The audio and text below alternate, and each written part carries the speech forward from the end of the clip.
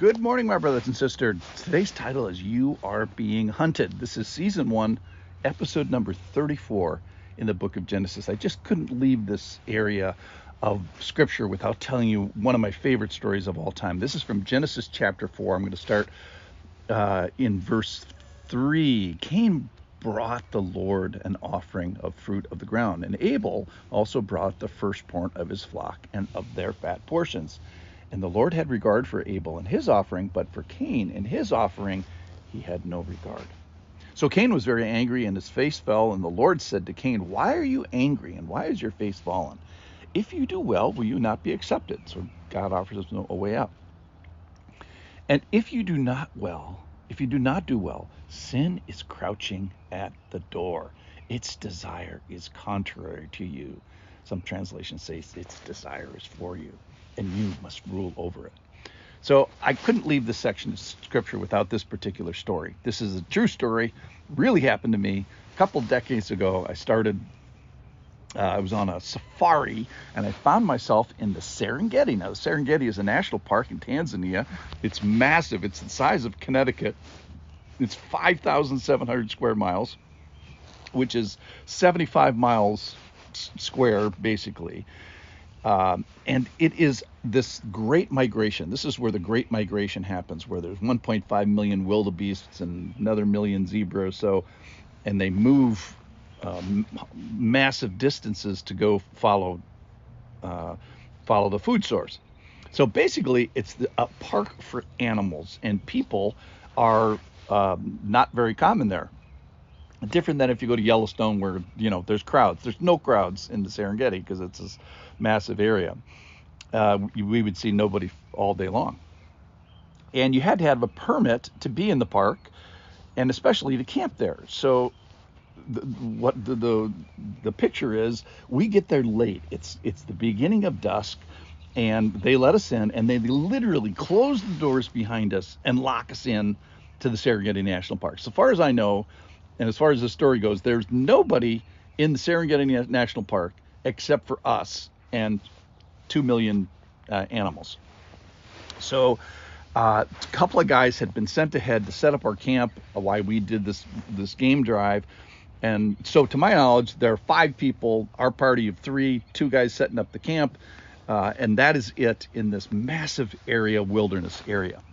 And we get there at dusk, and that's kind of where the action happens, and we see predators chasing prey, and it's all very exciting. And basically, it's kind of like us being at Disneyland. It was very much like watching one of those nature shows where you just can't believe all this great stuff is happening, and we're in this Land Rover kind of Jeep thing. And finally, we turn and we start heading towards camp, and then as we get there, now imagine this: there's like this waist-high grass, and our Land Rover takes a turn and turns 90 degrees and goes into this area. And as we do, now it's late dusk, and our headlights sweep over this grassland. And in the grassland, we see these 2 massive lionesses. Now, lionesses can grow to be 400 pounds, and these babies were 400 pounds each, or at least for the story they are, because they were very healthy, successful lionesses. And we see them, and you've seen this before. You've seen your house cat do it when it's trying to sneak up on a bird. You see them kind of creeping 1 millimeter at a time, very carefully. And so they're creeping low to the ground under the cover of this low, maybe waist-high grassland. And we were tired, and we were hungry, and we could see the camp ahead, and maybe we might be 75 or maybe 100 yards away. So we pull into camp. We see these lionesses. We drive up, and now it's late dusk. It's almost dark.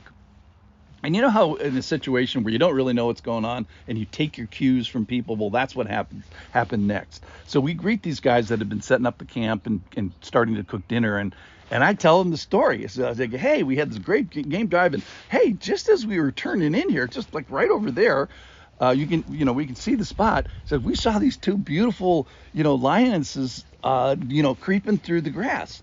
And these guys, their faces absolutely fell. They became pale.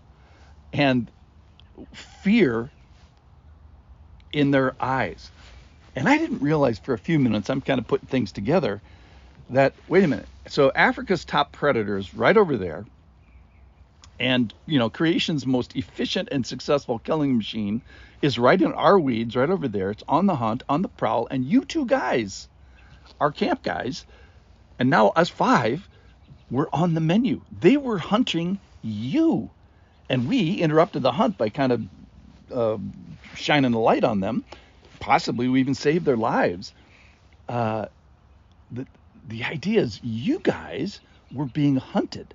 And so scripturally, they realized exactly what was happening, and eventually we realized is their desire was to have you, to eat you, to catch you, and kill you.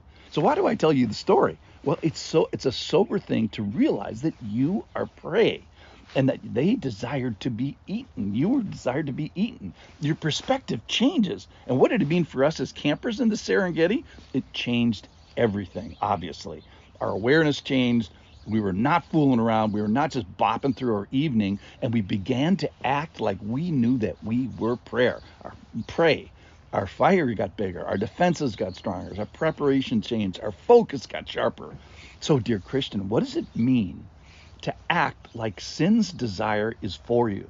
Awareness. Hey, we are not at Disneyland. This is a hostile environment. Yes, we have resources. We have everything we need, but our perspective just changed. It changed from, hey, I'm hungry, it's late, let's get something to eat, to, hey, let's not be eaten. It changed everything. So there is something out there that desires to pursue us for evil, and it helps to know that you are being hunted. So in conclusion, how would things change if we knew that we were prey, that sin desires us and wants us to fall? We would stop bopping through life and saying, oh, there's that temptation again. Oh, the lust of the eye, lust of the flesh, the pride of life. To, oh my goodness, these things want to devour me. Jealousy and pride and rivalry. Their desire is contrary to me. Its desire is to have me and consume me and destroy me. So when you realize you are hunted, it changes everything. Thanks for listening.